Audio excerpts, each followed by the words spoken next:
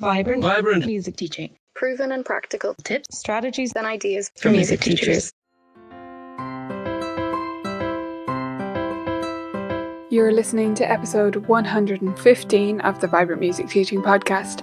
I'm Nicola Canton, and in this show we'll discuss games and strategies for making online lessons fun.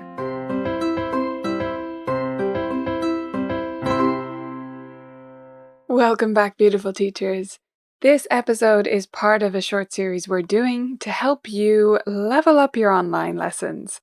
Now that many of us have been teaching online for quite a while, or we're back to in-person, but we're thinking we might be back teaching online in the future again, and we're out of immediate panic, how do I set up a Zoom call mode, we're exploring here on the podcast how you can level up your online teaching, make it even better for you and for your students, so that, we can all get better together, right? So we've looked already at some equipment and tools and planning strategies in the last few episodes, if you want to go back and check those out. Today, we're looking at my favorite topic, fun. Now, I want to give you a warning right up front about this episode. Nothing too scary, but I want to warn you that I'm about to throw a lot of ideas your way. Okay? There's a lot of stuff coming up. Little things and big things. And I don't want you to get overwhelmed by it. I don't want you to listen to all these things and say, I have to do all of the things. Oh my gosh, my lessons won't be fun if I don't do every single thing on this list. That is absolutely not what I'm saying here, okay? What I want you to do is listen, and whichever one of these, we're coming back to one thing again, guys, whichever one of these you think sounds appealing or sounds doable and like it will make a difference in your studio, go with that. Try it out. One of them. You can always listen to the episode again or go to the show notes page again if you want to check out the other ideas later. Okay? So just pick one, listen, have fun with me, and pick out one thing when we get to the end of the episode. The first section of these ideas is what I'm calling general teaching fun. These are probably the easiest to implement.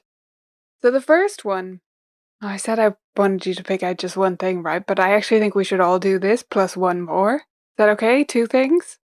So the first one is that you need to smile more than usual. And I've talked about this and how I'm reluctant to give this advice because people, when they see me on video, tend to talk about how often I smile, which is probably true.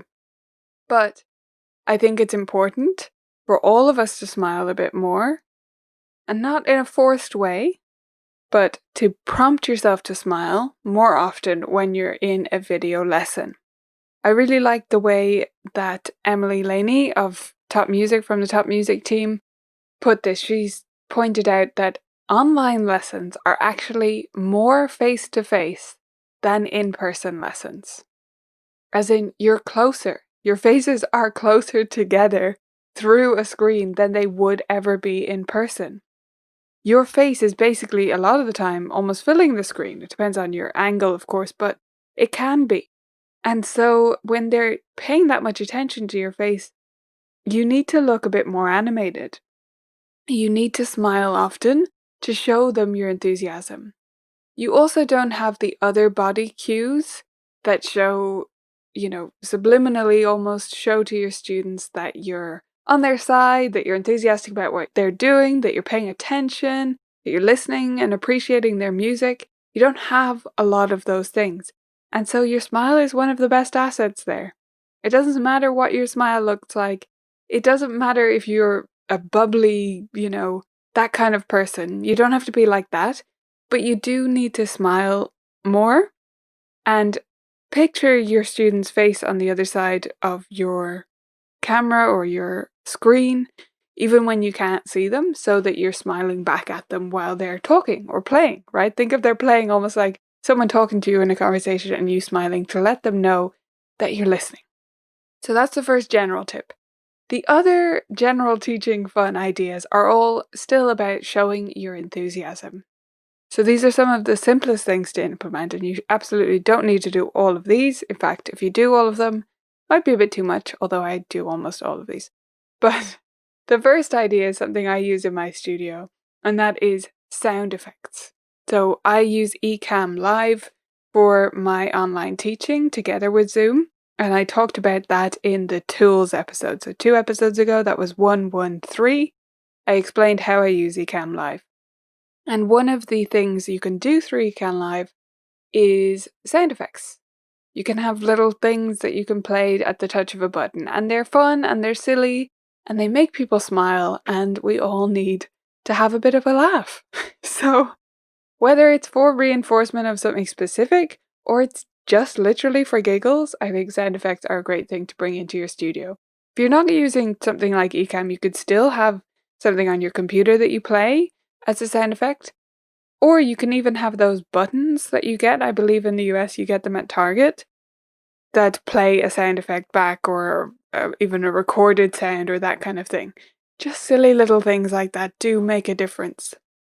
Another thing you might like to use to show your enthusiasm to your students is my online lesson ovations. These are totally free. They're on YouTube. They're on our YouTube channel, and there's a whole playlist of them.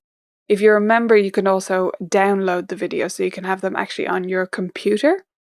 So the online lesson ovations are just little videos. They're less than 10 seconds each, okay?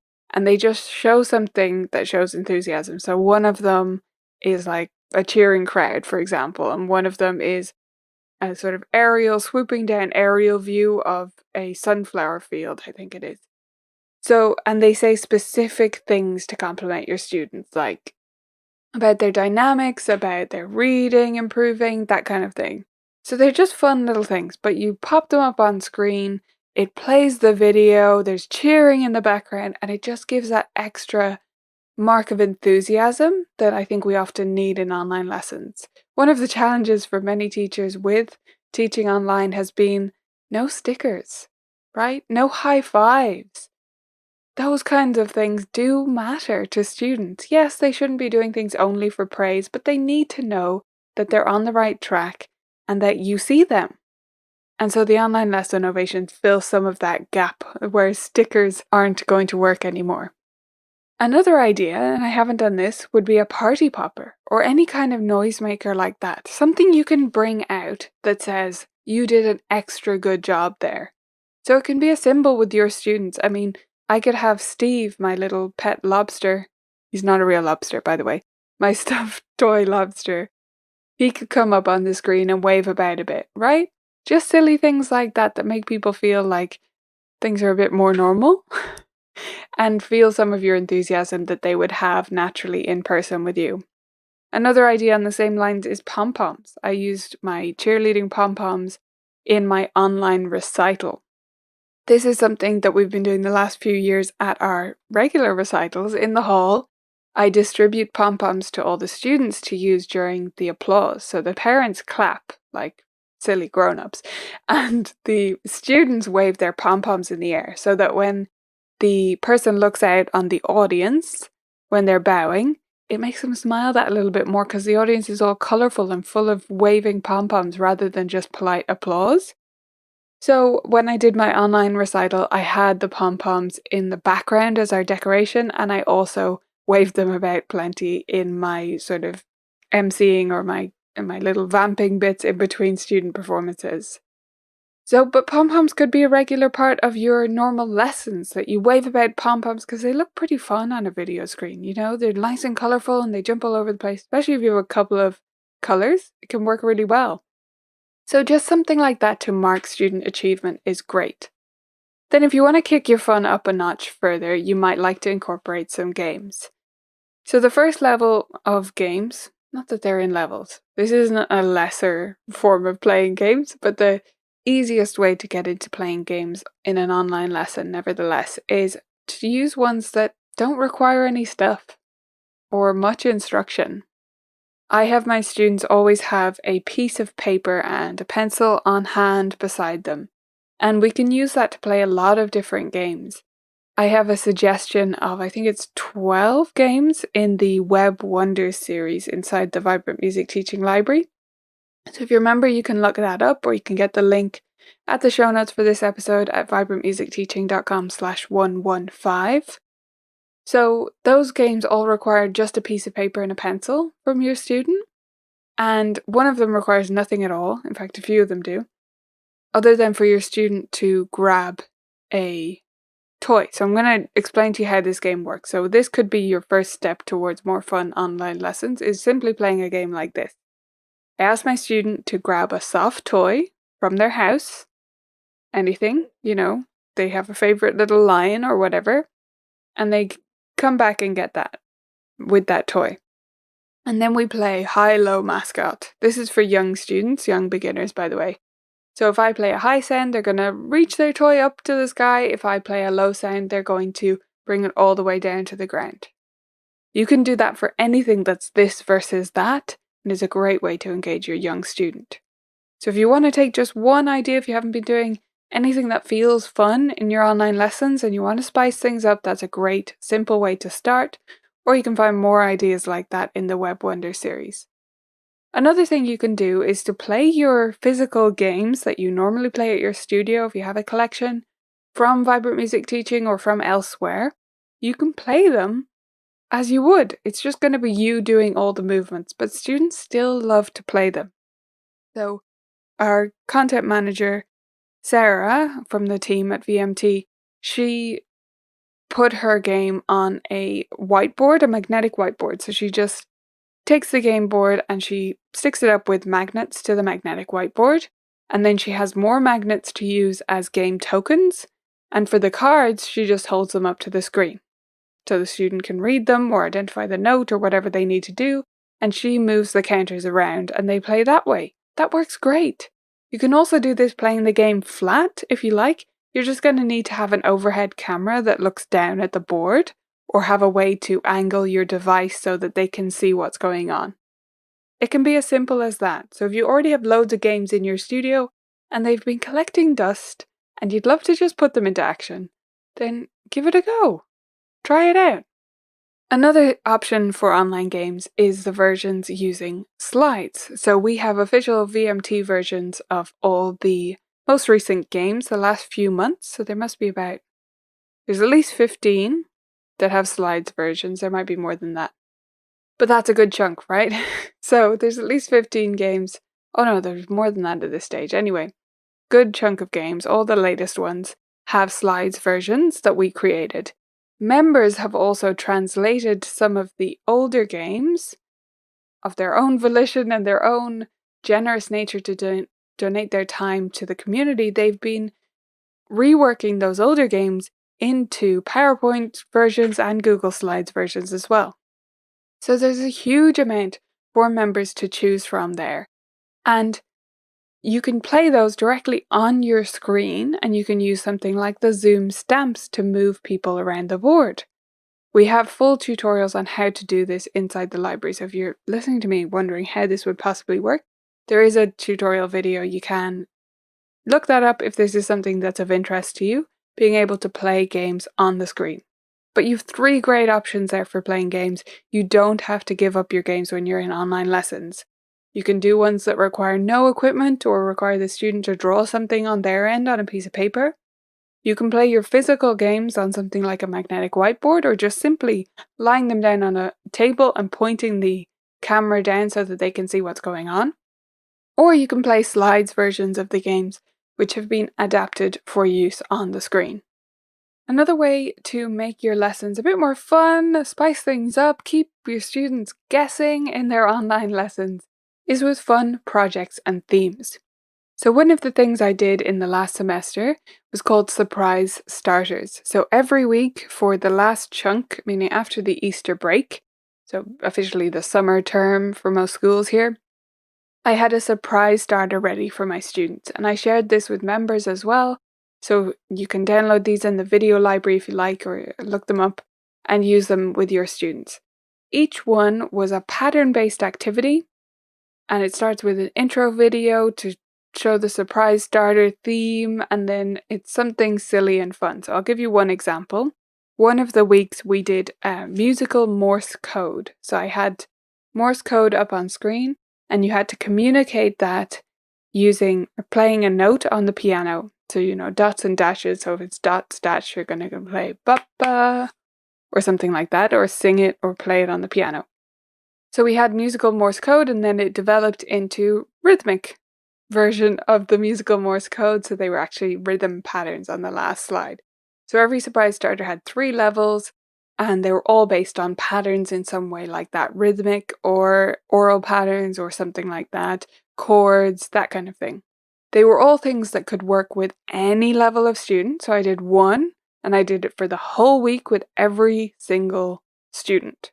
In their buddy lesson time if they were in buddy lessons, or in their solo time if they just have solo lessons.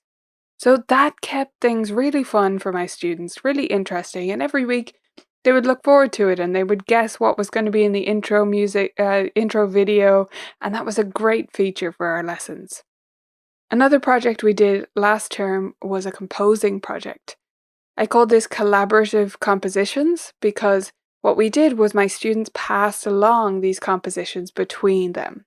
So one student composed the A theme, the next student looked at the A theme and then composed a B theme to go with that and put it into a form. So they compose the next part and then they say, okay, it's going to be A, B, A, B, and we put it out like that. And then the next student took that and added the left hand to that, or the accompaniment. And then the next student decided on the title and the dynamics and the tempo for that piece. So 4 students at least touched each piece, and we put them together. I did all the notating myself on the screen in the lesson so they could see what was going on, and I was doing that part for them. If you have a lot of older students, you could certainly get them to notate it themselves, but it was handy for me to be able to do that, and it does save a bit of time if you do the notating. So that was an awesome project. We absolutely loved putting it together. If you want more details on that and you think that might be a fun addition for your studio, you can find a video where I walked through exactly the full process on one of our YouTube lives. So if you go to the YouTube channel or go to the show notes for this episode at vibrantmusicteaching.com/115, you can find the link directly to the right YouTube video for that. The last theme or project we did last year was a chord exploration. So with all my students in their buddy time or in a portion of their solo time, we did some explorations of chords. We talked about them in terms of Roman numeral analysis, well, not really analysis, but we talked about chords in terms of numbers basically and built patterns of chords together. Talked about major and minor chords, the common patterns, as well as inventing their own. And then we took some of those and we put them into GarageBand to different instruments and effects to them. That was detailed again in another YouTube live as I was doing it or as I was in the middle of that project. So that was actually a 2-parter. There's one about teaching chords creatively, and then there's one about the GarageBand part of that. Again, you'll find the links on the show notes, vibrantmusicteaching.com/115. So I've given you, as I said, a ton of ideas there. You don't have to do all of them. You don't even have to do any of those. But I want you to think about one thing you could do to make your music lessons more fun when they're online. Whether you're online right now, or it might be in the future, or are just using it as a backup lesson option for makeup lessons, or whatever you're doing with online lessons, think of one way you could make them more fun. Maybe you're going to use Google Slides games. Maybe you're just going to get a party noisemaker that you can wave around when they do something cool. Choose one way and let us know in the Facebook group or in a comment on this episode show notes at vibrantmusicteaching.com/115. We would absolutely love to hear from you and love to brainstorm together about how we can all make our lessons more fun.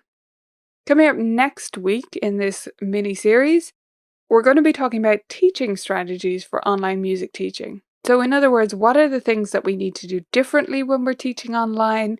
How can we still be effective in the teaching of various different things? What strategies can we use in our teaching for online lessons? We'll look at that as a general topic next week, so I hope you'll come back again for that. A lot of the tips will apply to in-person lessons as well. I find I've learned a lot from online lessons that I can apply in person, but definitely extra important when we are teaching online to use these strategies. So we'll be discussing that next week in episode 116. I hope you'll join me back here then, and until then, have a fantastic week. If you're a member of Vibrant Music Teaching, you can get access to tons of fantastic slides versions of our games, as well as the Web Wonders series that I mentioned in this episode. Just go to vmt.ninja to sign up today if you're not a member, and you'll get instant access as well.